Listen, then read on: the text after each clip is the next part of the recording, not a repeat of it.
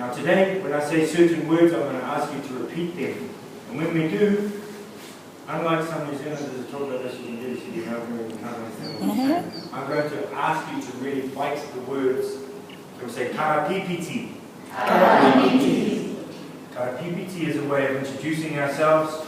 We have another method called mihi mihi. We'll say mihi mihi. Mihi mihi. Mihi mihi is an art of introduction that I will talk you through in a moment. Karapipiti is taken a little bit further, where we actually sing our introduction. So I'm going to introduce myself, my mountain, my river, my canoes, my tribe, my sub-tribe, where I come from, the land that I come from. Komo vitira taku haere ki te tihi tapu ki te maunga, hoho te rongo e whakamau maharana. Ko pupu ko kore te maunga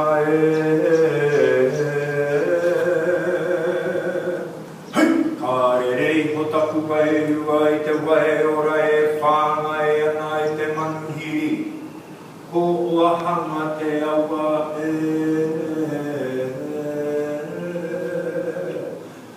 Ka tuahau I te pai tapu o ngā tipua I te marae mana aki. Ko papaunga te marae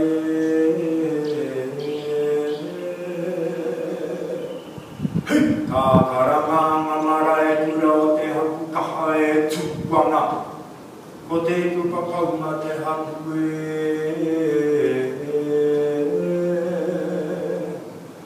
Ka rerei ho tonu taku wairua I te tai o mātai e kona kei reira mā waka paka I e pōkiri tonu ana. Ko tā ki timu ko kura haupo ngā waka Ko ngā kai hoe o e rā waka ngā iwihi kaka e pōkai tonu ana. Ko kahumunu ko rangitāne ki te wairarapa ngā iwi Ko te mauri e herea mai ne ko koia e ara e tihe mauri ora. So kokore is the mountain that helps us remember to forgive. Wahanga is my river that flows and feeds all of our visitors where we live. I stand and I speak on the shoulders of giants on the marae of Papauma. There I hear the call of the elderly woman, and we are part of the sub-tribe called Te Hika Papauma, named after one of our great ancestresses. Then the river flows and I follow it down to the coastline of Matai Kona. There I see my ancient waka, ancient canoes of my ancestors, the Tāki Timu canoe, Kura Haupo canoe. The people that paddle those canoes are the people of the Kahumunu people and the Rangitane people of the Wairarapa region, just north of Wellington to the east coast. These are the things that help me stand strong and connect me to my ancestors. All of my mountains, read all your mountains, and all of my rivers, read all your rivers. My canoes, read all of your canoes. That's on my Maori side. I also have ancestors that come from a little volcanic island called Stromboli off of Sicily. I have ancestors from Ireland, from Scotland, from England. I've always said England last. I'm working through that. I'm looking forward to going to England later on this year and doing some healing around that still. Before I introduce the mihi mihi process, I just want to tell you a little bit about myself. So my name is Matiu, huki. My father, Earl Te Huki, came from a beautiful line of Maori heritage, or whakapapa as we say. We all say whakapapa. Whakapapa. Whakapapa. Maori language we all say whakalots. Whakapapa means to make me the earth, to connect me with the earth. This is our genealogy word. Now, my father didn't speak the Maori language, he didn't learn the Maori culture. Because his father, Hiruiti Tu Hokairangi Te Huki, was beaten for speaking the Maori language as a boy. So when he grew up, he didn't teach his children how to be Maori. So my father, very dark skinned, didn't have the Maori language, didn't have the culture, didn't have that connection to his whakapapa. Should be. So he did teach my father how to be Maori. And this was at a time when my dad grew up where racism was really strong in Aotearoa. So he didn't fit in the Maori world or in the Pākehā world. He was very lost, as was that generation. And he met a very strong Irish, Scottish, Italian woman, and her name was Mary Aldridge. Sometimes she is Maria Francesca Barnau, and later on she became Mere Te Huki. And she said to my dad, our boys are going to learn how to be Maori. I have 2 older brothers. So thanks to my non-Maori mother, she sent us away to a Maori boys boarding school. And at this college, we did haka every day. When I say haka, not just the full-on whare haka that we might see people do. We did the songs, we did the poi, we did all sorts of things. And we call that all haka, or kapa haka. And it was a good plan. For a school with 300 Maori boys out in the country, you want to send them to bed tired every night. So we would do haka at morning tea, we would do haka after lunch, we would do haka every night after dinner. Haka, haka, haka, haka. So when I left school, I had a feeling that I would have a good life and that I'd be successful, but I didn't know what I would do. So I left school and I had no idea where to head. And I ended up in a place called Christchurch, and I had a job in a sawmill, and it was very tough on my spirit to get up and just pass wood like this every day, because I felt like I had a bit more to offer the world than stacking wood. And I had this big marker pen and I had to write numbers on these stacks of wood. And as I was waiting for the next load to come through this bandsaw, I was scribbling a couple of little koru, little spiral shapes on this bit of wood in front of me. And this old man who'd been working in that same place for about 30 years comes over and he looks at this little scribble and he goes, "You shouldn't be here." Whew. Art was my favourite subject, and this was some scribbles, and it's been identified as the reason that I should not be here. So, I looked at this man and I said, "You're right." I went home that night and I looked in my kete. Everybody say kete. Kete is one word for basket. I looked in my basket of knowledge to see what I had in there to get me out of this nightmare of a job. And all I had was kapa haka. All I had was my Maori culture. So the next day, I got the phone book and I started ringing schools and I said, "Have you got a haka teacher? Have you got a haka teacher?" And I've been teaching haka ever since. And this culture has been helping me travel through life. It's helped me connect with people, it's helped me connect with ancestors, it's helped me connect with spirit, it's helped me connect with land and country.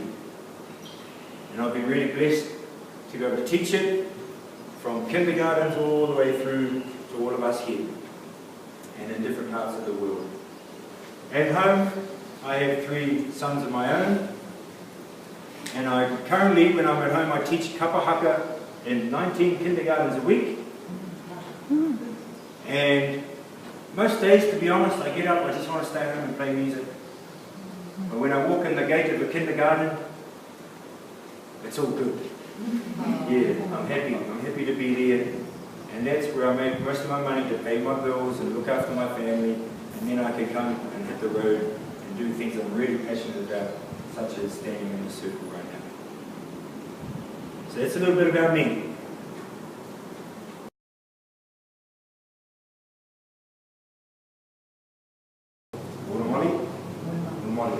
You're going to stand up, you're going to look around, you're going to say Wunamoli, everybody's going to say Wunamoli back. Okay, let's practice Wunamoli. Wunamoli. Then I'm going to say, "My name is Matiu Te Huki." You're going to say your first name and your last name. Your last name is really important. It's your family name, even if it's your married name. It gives us a bit more of a clue as to how we might be connected. Because you might go, "That person looks like someone I know. Oh, they're from that family," and then after this process you go and you connect and all of a sudden it's all on. So you're going to say, "My name is," then you're going to say, "I come from." Now, we all come from a place where we might have grown up somewhere and now we might live somewhere else. Some of us have lived in different parts of the world. And it's up to you to say where you feel you come from. And the last thing we say is, one thing I'm passionate about is. And then, without telling a story, with just a few words, we say one thing we're passionate about. We have a whakatauki or a proverb in the Maori language called "Iti te kupu nui te kōrero." Few words, big talk. It's another sign of a great chief, someone who can say a lot with a few words. So when you say what you're passionate about, be concise, be punchy, and be short and sweet.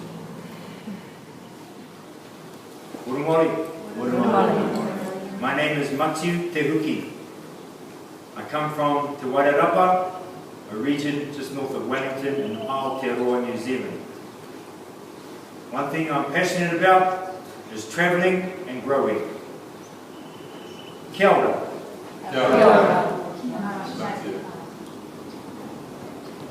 They had some children, the gods, and they were stuck between this embrace, and it was dark and it was cramped.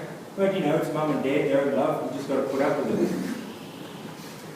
Until, after all these millions of years and all these eons, some of the brothers started going, "Oh, I'd love to stretch. Oh man, I'd love to see some light." And the others go, "No, you can't do that." And then they started arguing. And some of the brothers said, "I've had enough, I'm going to start separating them." And they were trying to push, but only me and Papa Tuanuku, the Earth Mother and Sky Father, were holding on really tight. The Tāne Mahuta, the god of the forest and of life on this planet, he put his shoulders on the ground and his legs on the sky, and he pushed and he pushed, and he separated the sky and the mother. And then he felt a bit stink. So he threw some stars up to beautify his father, and he put all this life, all this green lusciousness all over his earth mother like a big cloak. But sometimes Tāwhiri Mātia, the god of the wind, he didn't want it to happen. So he went up there to hang out with his dad, and every now and then he takes it out on his brothers. He pulls trees out of the ground and makes big waves and crashes and makes big messes. To tell his brothers he's still not forgiving them for what they did. So, Tāne Mahuta, he's cruising around the planet. He's like, right, this is awesome, I got all this light, but I'm a bit lonely. So he wanted to make a woman. So the first human being in the Maori culture was a woman. And Tāne fashioned her out of clay. Made this beautiful form, the first human form, full of curves, looking very beautiful, but not moving, not breathing. So Tāne breathed life into Hine Ahu One was her name, the woman who was made of clay. And he breathed life into her by giving her a hungi. Tihei Moriora. This is what we say when a baby is born, Tihei Moriora. This is what we say when we stand up to speak, Tihei Moriora. This is what we say when somebody sneezes, Tihei Moriora. So the first hongi was the one that created humans. So it's a very special whakapapa, very special genealogy, the one of hongi. There's 4 reasons why we hongi. First one is hello. Second one is goodbye. Third one is I love you. And the fourth one is I think you're awesome. Those are the 4 reasons that you can hongi somebody. Let's say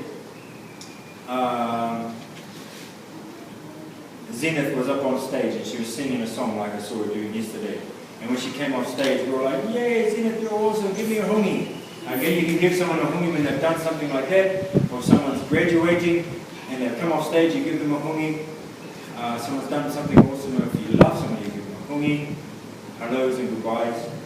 Once, I met a bro, and he's living in Australia, a Maori guy, and he's so happy to see me. He's like, "Oh, kia ora, bro. Oh, give me a hongi. Oh, man, it's really awesome to see you. Oh, man, I love your music. Oh, kia ora, bro. Oh, yeah." And he gave me about 4 or 5 hongi in that conversation, because he was just feeling it, and that was the way he wanted to express his aroha, his love. Sunny, you had a question? Yeah, so if we commingle those 4 things, so someone's coming in for a hongi, like how do you know the difference? They shouldn't say hello, they shouldn't say I love you. Well, I think if it's the first thing they're doing, then it's probably hello. Yeah, sure you can put it into context. Usually it's always got love in there. Now, yes? Yeah, is there like a initiation or will you just like go in whatever, people Yeah, these are good questions. about it or? Yep. That's great. So first of all, we're going to learn how to do it, and then I will go through some of those sort of protocols. So, I need a volunteer, please. Sure. All right, boom. Now I'm going to meet Te Arawa. Arawa is a very powerful tribe from back at home. So, when we hongi, this is how a lot of people start a hongi, but a lot of Maori letting go there because that's not tradition. Or some of the brothers do it again. But we're going to put both hands on shoulders, and we're going to stand closer than we think we need to stand. Excuse my back. And then we're going to move in gently by putting our hands on each other's shoulders. This is going to help us be steady. It's going to help us line up our noses, and it's going to help us avoid, hopefully, headbutting each other. So it's a new thing for a lot of us, and it's another person's face in your face, and we get nervous, like that. So I invite you to just take it slow. And when we do connect our nose and our third eye together, we're going to close our eyes, and then we're going to gently breathe in and out. The breath, we're sharing the breath of life. That's the main connection for me and this human being in front of me. But because I'm also touching my third eye, all of my ancestors are lining up, and they're meeting all of her ancestors. Sometimes I will hongi someone, and I will go to move away, and my forehead's actually sort of stuck to the other person. So I'm like, okay, I'll just give them a little bit longer to catch up. You'll feel when it's naturally time to move back. But don't rush it. Because some people go, kia ora, and they're actually not there long enough to even share the breath of life. So we're going to take our time. You ready? And we're going to say kia ora when we're finished.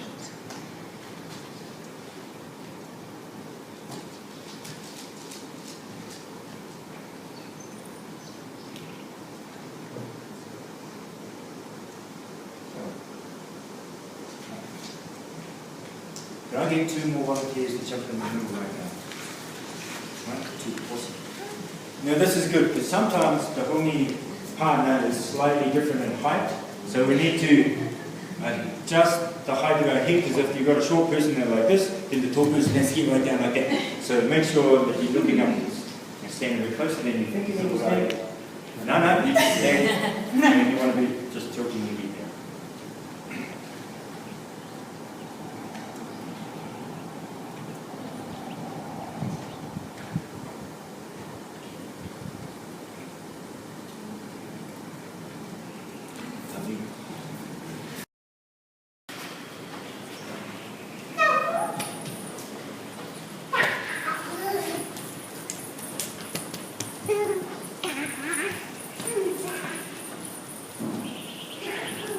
Now, how are you breathing? Could you breathe deeper? How big are your steps? Could you take bigger steps? What's holding you back? Haka teaches us discipline, teaches us to just snap into warrior mode. Now, warrior mode doesn't mean we grab weapons and go off to war. Warrior mode could be you're making a phone call to a company that's mucking you around with the bill, and you just drop into warrior mode and say, no, you're not going to muck me around. We're going to honour this agreement. Okay, warrior mode doesn't necessarily mean you're hissing and your eyes are glaring and you're poking your tongue out or you're yelling. But the other thing is, we're going to learn to tap into that mode today and sometimes use it when we are angry for some reason, or we don't even know why we're angry, and we can release this energy. And that's one of the things I think was really good about at boarding school is these young men, we were full of testosterone. There were no girls around. We had all this energy we needed to release. We huckered it all out and we went to bed tired.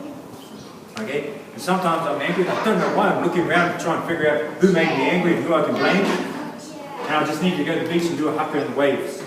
Smash and hiss and yell. I'll go home, I'm empty. I'm ready to chill out. Strum my guitar. Instead of bashing it and breaking a string or something. Or yelling at someone. Okay, so we're going to get haka mode. Before we do, I'm going to give you a little bit of history. So, who's seen the All Blacks do a haka? You know the rugby team, they're alright? Yeah? And they're okay at haka as well, considering they're rugby players. They do a haka called kamate kamate. It just happens to be the most famous, well-known haka on the planet. because their rugby team does it. And if they didn't do it, they might have chosen another haka, and that would be the most famous haka in the world. Some people think that's the only haka. There's hundreds and thousands of haka. There's new haka being created all the time. I've written many haka. Every year we have haka competitions. There's new haka composed constantly. And these haka might tell stories about the ancestors and how they migrated on their canoes. It might be about a particular ancestor and something great he did. It might be about the fact we don't want any deep sea oil drilling in our nation. You can write a haka about anything. The other thing I want to say is haka can be done as a challenge, so it's very appropriate before a game of sport. I used to play rugby league and we'd have Maori teams facing off each other, and when you need to get into that mode required for a game of sport like that, a haka is perfect. You're hissing, you're firing yourself up, and you're intimidating. A haka can also be a way of honouring and sharing out in gratitude. Let's say Sunny Ray graduated from university for music or something. All of her family might go along, she's up on stage, we stand up, we haka. And some people don't understand, like, why are they yelling at her? Okay? It's the same energy, whether you're angry and you're pissed off and you're challenging someone on the steps of Parliament, or whether your 5-year-old son has just won a trophy for sport at college and at school, and your whole family jumps up and does a haka. Sometimes you might do a haka by yourself just to represent and show up. So a haka can be done for all sorts of reasons. The one thing in common is always done in warrior mode. It's always done in haka mode.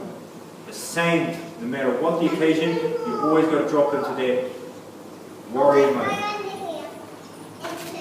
So I'm just going to give you a little bit of background about the haka we're going to dive into today. We're only going to learn a little bit of it, but we will do it in haka mode. Can everybody say Te Rauparaha? Te Rauparaha was a warrior chief. He lived a long time ago, maybe 150, 200 years ago. And he lived at a time when lots of Maori tribes were fighting each other. And then the Europeans arrived and they brought with them, boom, they brought with them the gun. And they changed the way that we were fighting.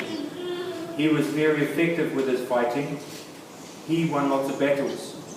He would take slaves, they would prepare flax, he would sell flax to the pioneers, he would buy more guns, he would win more battles, and it just kept perpetuating like that. And he was very, very powerful. He dominated most of the South Island of Aotearoa, New Zealand, and a lot of the North. He made many enemies. One day Te Rauparaha was being chased by his enemies, and he was in big trouble. He had no warriors to back him up, and the people chasing him had a matakite. Everybody say matakite. Matakite is someone who can see what we can't see. Someone who can see the ancestors, see spirits. So he knew he couldn't hide because the matakite would find him. So he ran and he got to a village. As soon as he got to this village, he recited his whakapapa, his ancestry, so that he could make a connection with them, so they would realise he was related, so they would save him. And they made this connection with this whakapapa really quickly, I'm sure. And then he said, you need to save me, they're going to kill me, they've got a matakite. The chief goes, right. The best chance is to hide in the hole in the ground where we store our sweet potato, our kumara. That will help block the magic of the matakite, and I will get my wife, my powerful chieftainess, to sit over the entrance, and that will help block it as well. Te Rauparaha was a very noble chief. He had a lot of mana. That's why I say mana. Mana is like prestige. They're very sacred, these chiefs. Certain things they wouldn't do because it would take away their power. Hiding in a hole with food, with this woman sitting over the top, it's not necessarily the most empowering choice you can make. But you need to choose. Kamate, kamate, to die, kaora, kaora, to live, to live. That's what the haka is about. You need to choose in that moment whether you want to live or die. He jumped in the hole. He jumped in the hole very quickly. The woman sat over the entrance. The war party came along. They were looking. Matakite is like, can't see you. He mustn't be here. They ran off. Te Rauparaha jumped out of the hole and on the spot composes, freestyles what becomes the most famous haka in the planet. And the part that we see the All Blacks do is just the last part. It's actually quite a lot before it. And they just do the last part. And he remembered, and his descendants remembered, those people there remembered, and they told these descendants, and they told theirs and told theirs. And the descendants of Te Raupara told me what the story is about. So I'm very happy to share with you, and I now live in the region where he lived. Kamate, to die, kaora, she lived. Tēnei te tamata pūhuru huru, nāna I tiki mai, whakawhiti te rā. It was the hairy person who made the sun shine.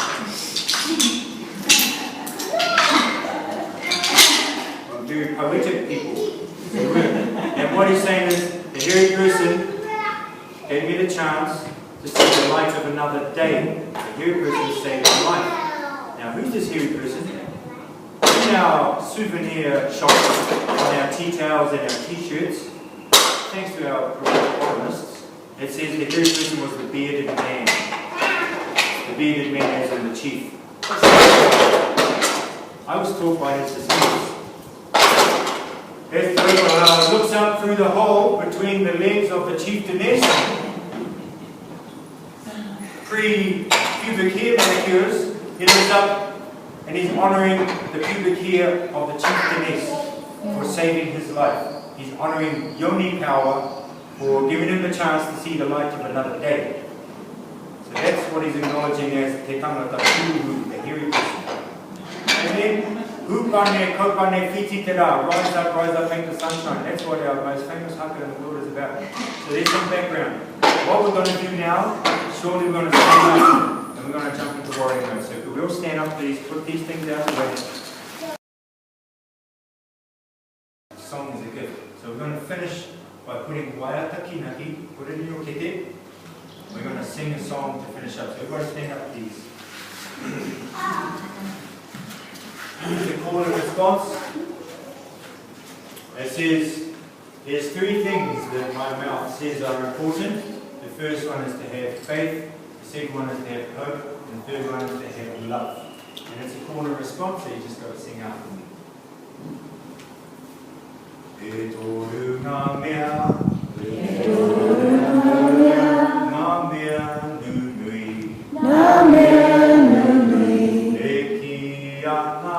Eki ana, oku waha, whakapono,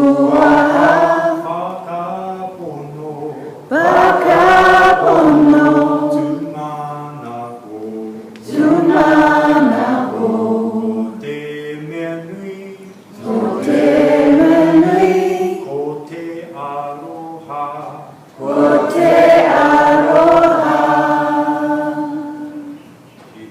Now I'd like us to finish off by making a circle. Let's do it over here where there's no mats in the way.